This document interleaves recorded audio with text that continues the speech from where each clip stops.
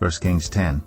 When the queen of Sheba heard about the fame of Solomon and his relationship to the Lord, she came to test Solomon with hard questions, arriving at Jerusalem with a very great caravan, with camels carrying spices, large quantities of gold and precious stones.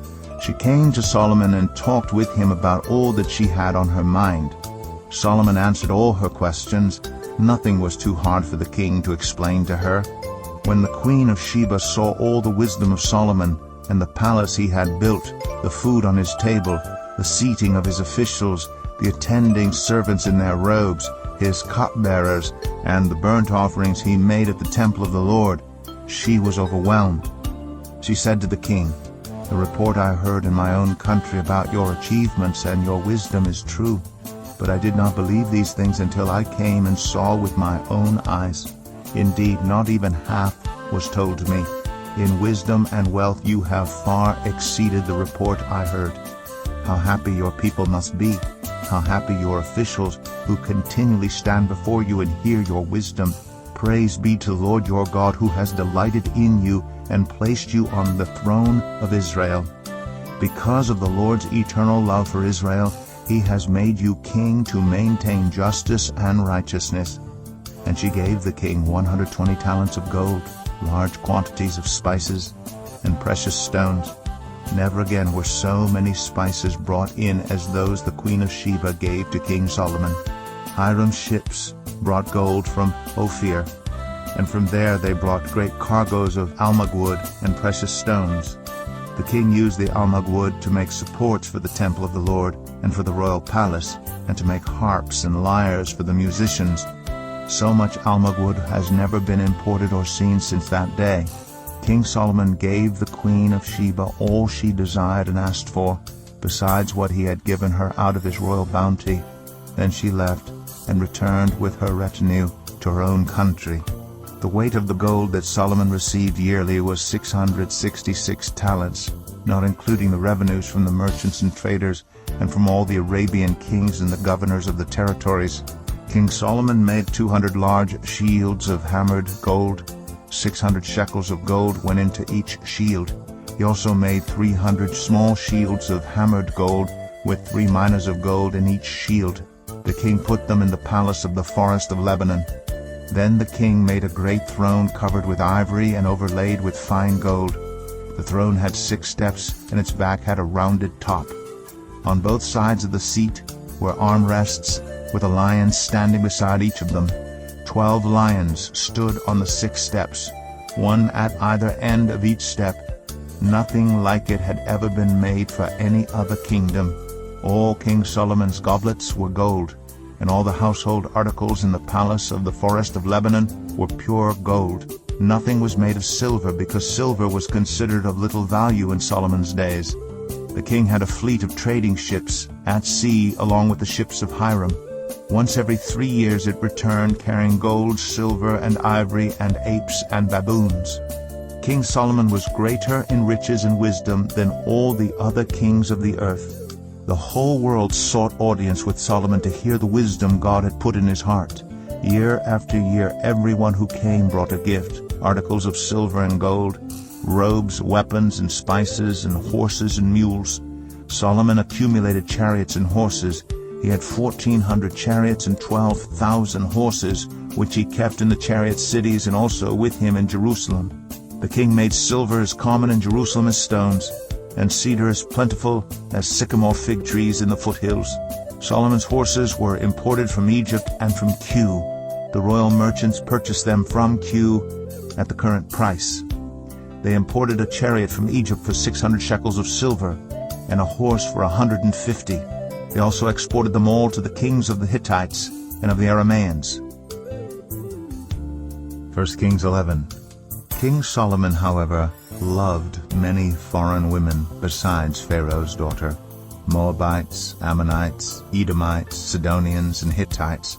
They were from nations about which the Lord had told the Israelites, "You must not intermarry with them, because they will surely turn your hearts after their gods."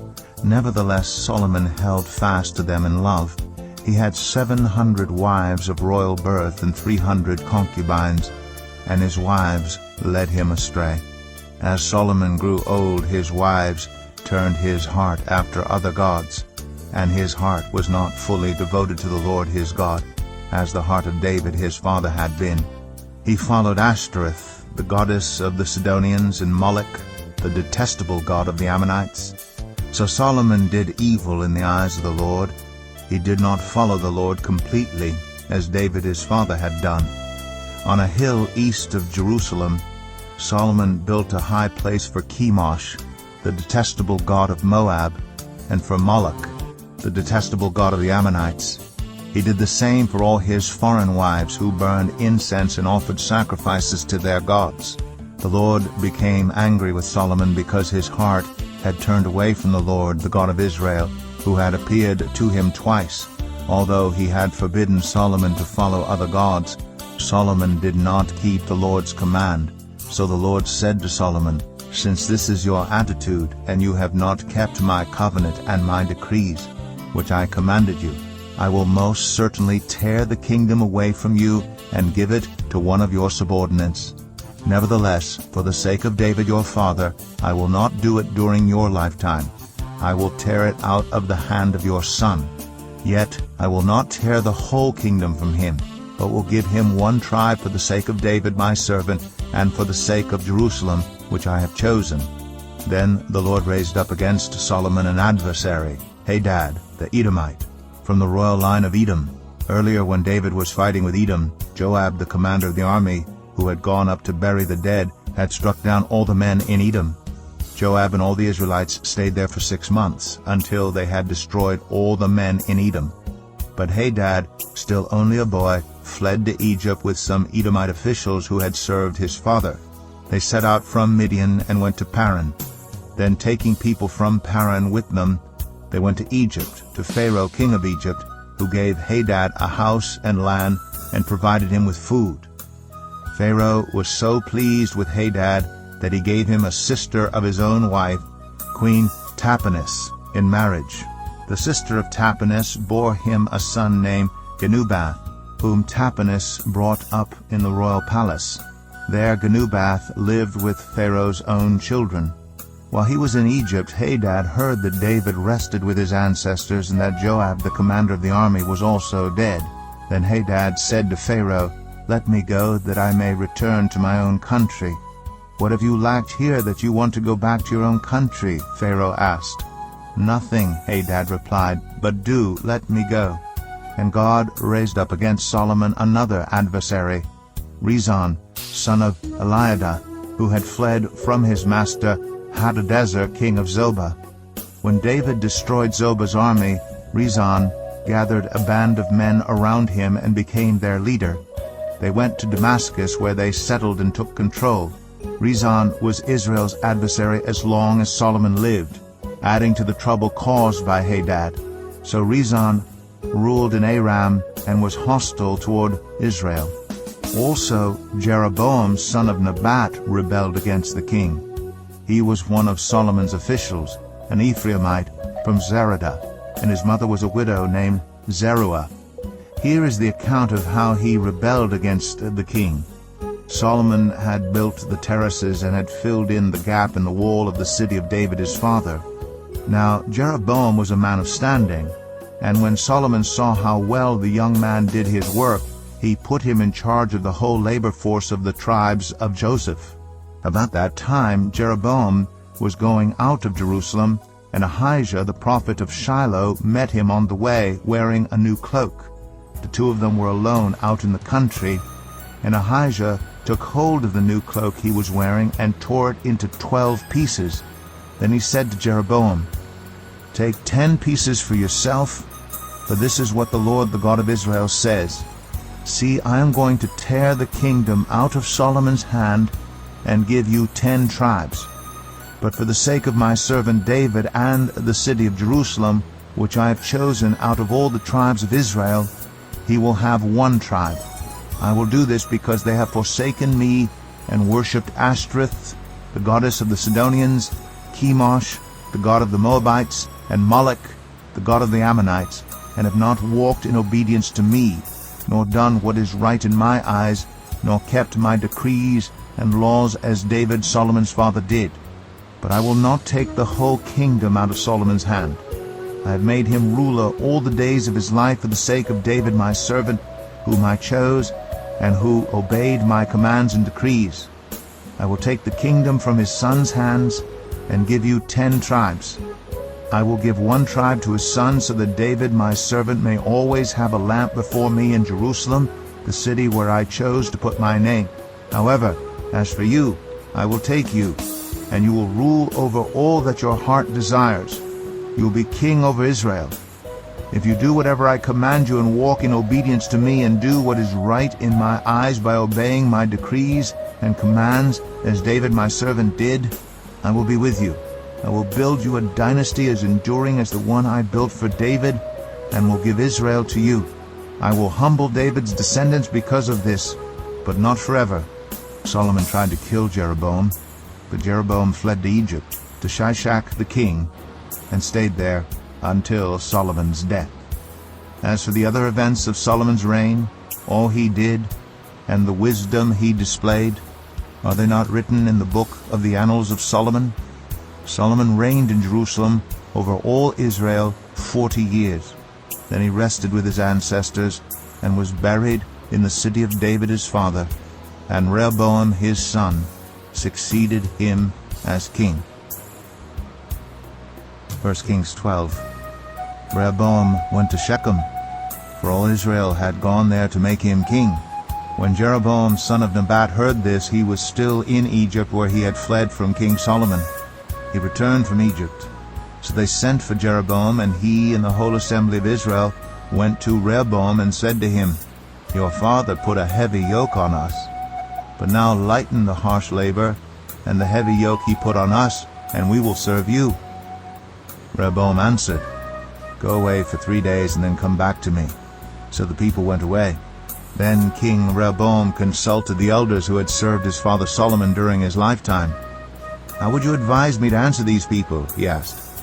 They replied, If today you will be a servant to these people and serve them and give them a favorable answer, they will always be your servants.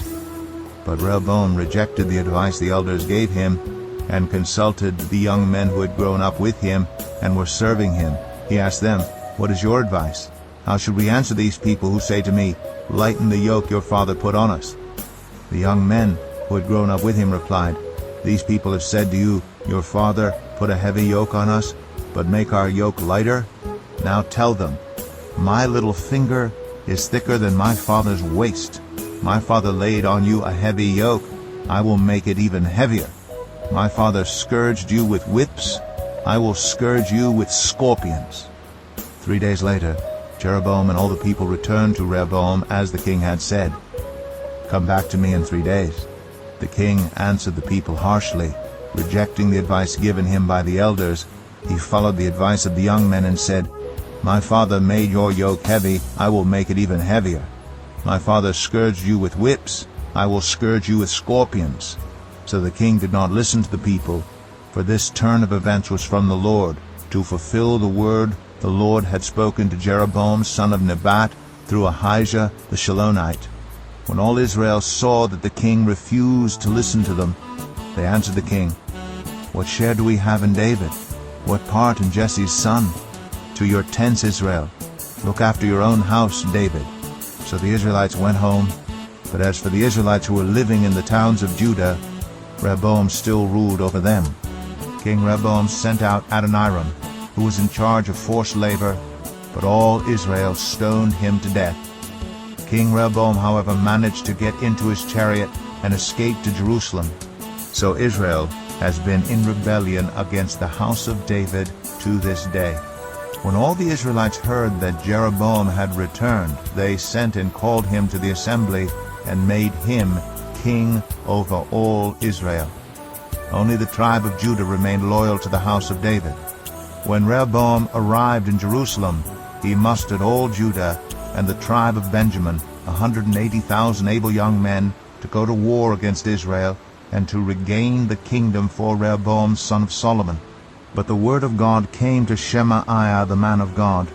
Say to Rehoboam son of Solomon, king of Judah, to all Judah and Benjamin, and to the rest of the people, "This is what the Lord says. Do not go up to fight against your brothers, the Israelites. Go home, every one of you, for this is my doing." So they obeyed the word of the Lord, and went home again, as the Lord had ordered. Then Jeroboam fortified Shechem in the hill country of Ephraim, and lived there. From there he went out and built up Peniel. Jeroboam thought to himself, "The kingdom will now likely revert to the house of David. If these people go up to offer sacrifices at the temple of the Lord in Jerusalem, they will again give their allegiance to their Lord, Rehoboam king of Judah. They will kill me and return to King Rehoboam." After seeking advice, the king made 2 golden calves. He said to the people, "It is too much for you to go up to Jerusalem. Here are your gods, Israel, who brought you up out of Egypt." One he set up in Bethel, and the other in Dan. And this thing became a sin. The people came to worship the one at Bethel, and went as far as Dan to worship the other. Jeroboam built shrines on high places, and appointed priests from all sorts of people, even though they were not Levites. He instituted a festival on the 15th day of the 8th month, like the festival held in Judah, and offered sacrifices on the altar. This he did in Bethel, sacrificing to the calves he had made. And at Bethel he also installed priests at the high places he had made. On the 15th day of the 8th month, a month of his own choosing, he offered sacrifices on the altar he had built at Bethel. So he instituted the festival for the Israelites, and went up to the altar to make offerings. 1 Kings 13. By the word of the Lord a man of God came from Judah to Bethel, as Jeroboam was standing by the altar to make an offering. By the word of the Lord he cried out against the altar, "Altar, altar, this is what the Lord says. A son named Josiah will be born to the house of David. On you he will sacrifice the priests of the high places who make offerings here, and human bones will be burned on you." The same day the man of God gave a sign. "This is the sign the Lord has declared. The altar will be split apart, and the ashes on it will be poured out." When King Jeroboam heard what the man of God cried out against the altar at Bethel, he stretched out his hand from the altar and said, "Seize him." But the hand he stretched out toward the man shriveled up, so that he could not pull it back. Also the altar was split apart, and its ashes poured out according to the sign given by the man of God by the word of the Lord. Then the king said to the man of God, "Intercede with the Lord your God, and pray for me that my hand may be restored." So the man of God interceded with the Lord, and the king's hand was restored, and became as it was before. The king said to the man of God, "Come home with me for a meal, and I will give you a gift." But the man of God answered the king, "Even if you were to give me half your possessions, I would not go with you, nor would I eat bread or drink water here. For I was commanded by the word of the Lord, you must not eat bread or drink water or return by the way you came." So he took another road, and did not return by the way he had come to Bethel. Now there was a certain old prophet living in Bethel, whose sons came and told him all that the man of God had done there that day. He also told their father what he had said to the king. Their father asked them, "Which way did he go?" And his sons showed him which road the man of God from Judah had taken. So he said to his sons, "Saddle the donkey for me." And when they had saddled the donkey for him, he mounted it, and rode after the man of God. He found him sitting under an oak tree, and asked, "Are you the man of God who came from Judah?" "I am," he replied. So the prophet said to him, "Come home with me and eat." The man of God said, "I cannot turn back and go with you, nor can I eat bread or drink water with you in this place. I have been told by the word of the Lord, you must not eat bread or drink water there, or return by the way you came." The old prophet answered, "I too am a prophet, as you are. And an angel said to me by the word of the Lord, Bring him back with you to your house, so that he may eat bread and drink water." But he was lying to him. So the man of God returned with him, and ate and drank in his house. While they were sitting at the table, the word of the Lord came to the old prophet who had brought him back. He cried out to the man of God who had come from Judah, "This is what the Lord says. You have defied the word of the Lord and have not kept the command the Lord your God gave you.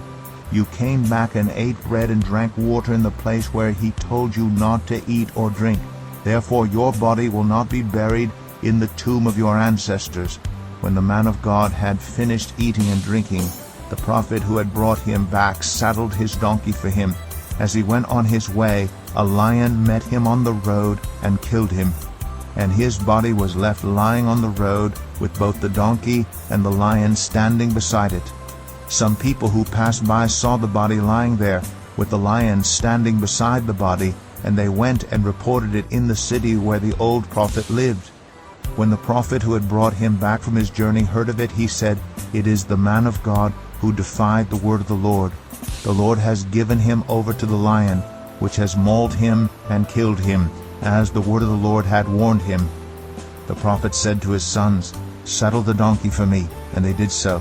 Then he went out and found the body lying on the road, with the donkey and the lion standing beside it. The lion had neither eaten the body nor mauled the donkey.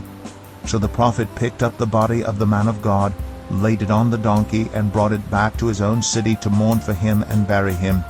Then he laid the body in his own tomb, and they mourned over him and said, "Alas, my brother." After burying him, he said to his sons, "When I die, bury me in the grave where the man of God is buried. Lay my bones beside his bones." For the message he declared by the word of the Lord against the altar in Bethel and against all the shrines in the high places in the towns of Samaria will certainly come true. Even after this, Jeroboam did not change his evil ways, but once more appointed priests for the high places from all sorts of people. Anyone who wanted to become a priest, he consecrated for the high places. This was the sin of the house of Jeroboam that led to its downfall and to its destruction from the face of the earth. 1 Kings 14. At that time Abijah son of Jeroboam became ill, and Jeroboam said to his wife, "Go disguise yourself, so you won't be recognized as the wife of Jeroboam. Then go to Shiloh. Ahijah the prophet is there, the one who told me I would be king over this people. Take 10 loaves of bread with you, some cakes, and a jar of honey, and go to him. He will tell you what will happen to the boy." So Jeroboam's wife did what he said and went to Ahijah's house in Shiloh. Now Ahijah could not see, his sight was gone because of his age. But the Lord had told Ahijah, "Jeroboam's wife is coming to ask you about her son, for he is ill, and you are to give her such and such an answer. When she arrives, she will pretend to be someone else." So when Ahijah heard the sound of her footsteps at the door, he said, "Come in, wife of Jeroboam. Why this pretense? I have been sent to you with bad news. Go tell Jeroboam that this is what the Lord, the God of Israel, says. I raised you up from among the people and appointed you ruler over my people Israel. I tore the kingdom away from the house of David and gave it to you. But you have not been like my servant David, who kept my commands and followed me with all his heart, doing only what was right in my eyes. You have done more evil than all who lived before you. You have made for yourself other gods, idols made of metal. You have aroused my anger and turned your back on me. Because of this I am going to bring disaster on the house of Jeroboam. I will cut off from Jeroboam every last male in Israel, slave or free. I will burn up the house of Jeroboam as one burns dung, until it is all gone. Dogs will eat those belonging to Jeroboam who die in the city, and the birds will feed on those who die in the country. The Lord has spoken. As for you, go back home. When you set foot in your city, the boy will die. All Israel will mourn for him and bury him. He is the only one belonging to Jeroboam who will be buried, because he is the only one in the house of Jeroboam in whom the Lord, the God of Israel, has found anything good. The Lord will raise up for himself a king over Israel, who will cut off the family of Jeroboam. Even now this is beginning to happen. And the Lord will strike Israel so that it will be like a reed swaying in the water. He will uproot Israel from this good land that he gave to their ancestors and scatter them beyond the Euphrates River, because they aroused the Lord's anger by making Asherah poles. and he will give Israel up because of the sins Jeroboam has committed and has caused Israel to commit. Then Jeroboam's wife got up and left, and went to Tirzah. As soon as she stepped over the threshold of the house, the boy died. They buried him, and all Israel mourned for him, as the Lord had said through his servant the prophet Ahijah. The other events of Jeroboam's reign, his wars, and how he ruled, are written in the book of the annals of the kings of Israel. He reigned for 22 years, and then rested with his ancestors, and Nadab, his son, succeeded him as king.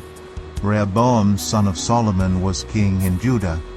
He was 41 years old when he became king, and he reigned 17 years in Jerusalem, the city the Lord had chosen out of all the tribes of Israel to which to put his name. His mother's name was Naamah. She was an Ammonite. Judah did evil in the eyes of the Lord. By the sins they committed, they stirred up his jealous anger more than those who were before them had done. They also set up for themselves high places, sacred stones, and Asherah poles on every high hill and under every spreading tree.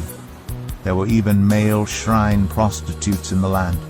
The people engaged in all the detestable practices of the nations the Lord had driven out before the Israelites. In the 5th year of King Rehoboam, Shishak, king of Egypt, attacked Jerusalem. He carried off the treasures of the temple of the Lord and the treasures of the royal palace. He took everything, including all the gold shields Solomon had made. So King Rehoboam made bronze shields to replace them, and assigned these to the commanders of the guard on duty at the entrance to the royal palace. Whenever the king went to the Lord's temple, the guards bore the shields, and afterward they returned them to the guard room.